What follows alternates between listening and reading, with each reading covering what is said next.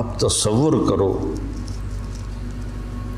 کہ اوپر سورج، پانی بند تھا، خبیثوں نے پانی بند کر دیا، بچوں کے رونے کی آوازیں آ رہی ہیں پیاس کی وجہ سے، اور ان کے دل نرم نہیں ہو رہے۔ پھر آپ نے حضرت عباس بن علی کے ساتھ ایک دستہ بھیجا، جنہوں نے لڑ بھڑ کے کوئی 30 کے 32 مشکیزیں پانی کے بھر کے لے کر آئے، لیکن وہ کتنی دیر چلنا تھا، پیاس سے زبانیں بچوں کی بھی نکلی ہوئی ہیں، اور حسینی لشکر پیاسا لڑ رہا ہے، اوپر دھوپ کی، سورج کی آگ ہے، نیچے ریت کی آگ ہے، ادھر تلواروں کی جھنکار ہے اور تیروں کی سنسناہٹ ہے اور نیزوں کی کھڑکھڑاہٹ ہے، اور ایک مسکراتا چہرہ ہے جو کہہ رہا ہے الموت احلی عندنا من العسل، پاگلو موت تو مجھے شہد سے زیادہ محبوب، تم موت سے ڈراتے ہو۔ تو یہ لڑائی کیا لڑائی تھی، 72 آدمی 5000 سے کیسے لڑ سکتے تھے، جان ہی دینی تھی۔ تو انہوں نے پہلے ان کے گھوڑوں کو بیکار کر دیا، گھوڑوں کو، شمر نے کہا ان کے گھوڑوں کو مارو، پہلے گھوڑوں کو مارا تو سارے پیدل ہو گئے، پیدل ہو گئے تو پھر گردنیں کٹنے لگی۔ حر بن یزید نے جب دیکھا کہ یہ تو واقعی لڑنے لگے ہیں، تو اس نے عمرو بن سعد سے پوچھا تم واقعی لڑو گے؟ کہنے لگا ہاں۔ کہنے لگا اچھا میں گھوڑے کو پانی پلا کے آتا ہوں جنگ شروع ہونے سے پہلے، اور گھوڑے کی لگام اٹھائی پانی پلانے کے بہانے، اور آ کر حضرت حسین کے قدموں میں گر گیا کہ مجھے نہیں پتا تھا یہ بدبخت آپ کی جان لے لیں گے، میں معافی چاہتا ہوں، میں اپنی جان کا نذرانہ آپ کے قدموں میں پیش کروں گا۔ ان کا بیٹا بھی ساتھ آ گیا، باپ بیٹا دونوں شہید ہوئے، اور وہ حضرت امام حسین کے ساتھ مل کے۔ تو ایک ایک کر کے جب سارے شہید ہو گئے تو پیچھے اہل بیت رہ گئے۔ تو پھر علی اکبر آپ کے بیٹے نے کہا ابا جان میں آپ کو مرتے دیکھ نہیں سکتا، میں چاہتا ہوں میں آپ سے پہلے مر جاؤں، میں آپ کو نہیں دیکھ سکتا مرتا ہوں۔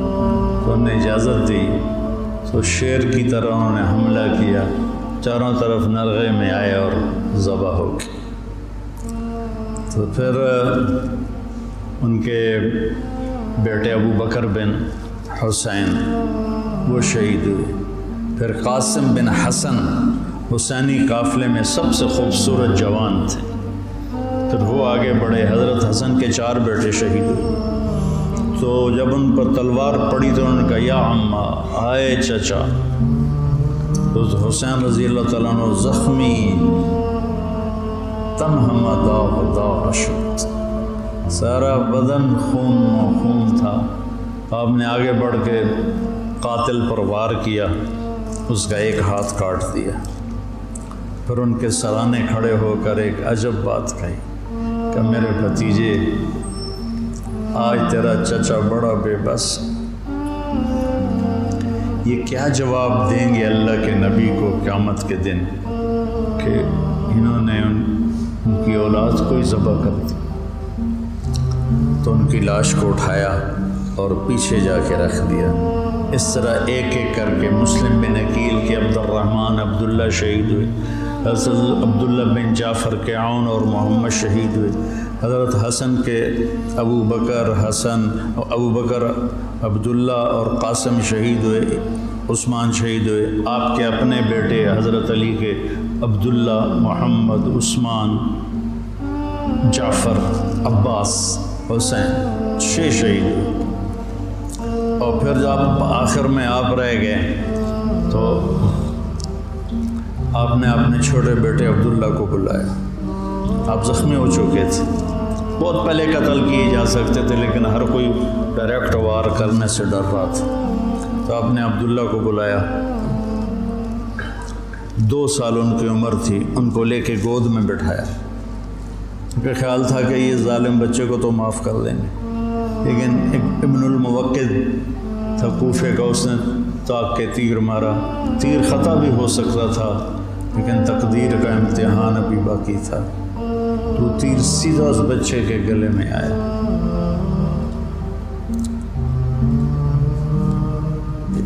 یہ تاریخ بھلا دے.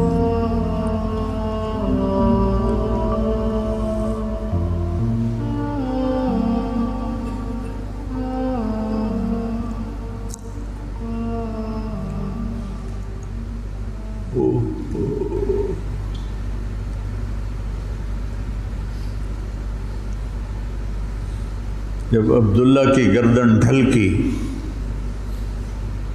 اس وقت حضرت حسین اپنے بیٹے کا خون جو ابل رہا تھا وہ ایسے ہاتھوں میں لے لی اور یوں آسمان کی طرف اٹھا. کیا حال ہوا ہوگا اس وقت زمین آسمان کی مخلوق، آسمان کے فرشتوں کا. اے اللہ، تو مجھ سے راضی ہے تو میں تجھ سے راضی، لیکن ان سے انتقام تو ہی لینا. انہوں نے تیرے نبی کی اولاد کو ذبح کر دی.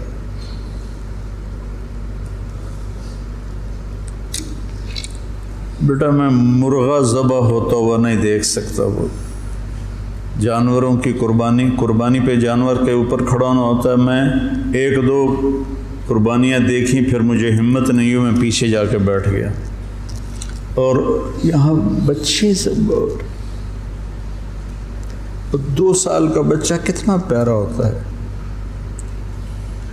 اور اس کے یہاں تیر لگے اور وہ آہ بھی نہ کر سکے، اور باپ کی گود میں اس کی گردن ڈھلک جائے. سوچو تو صحیح.